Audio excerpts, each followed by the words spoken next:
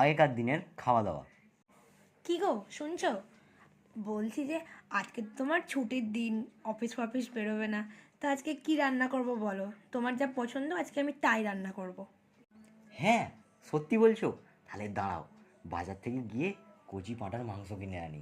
ঠিক আছে, হালকা পাতলা করে মাংসের ঝোল আর আমের টক করে ফেলো। উফ, গরম গরম ভাতে যা লাগবে না।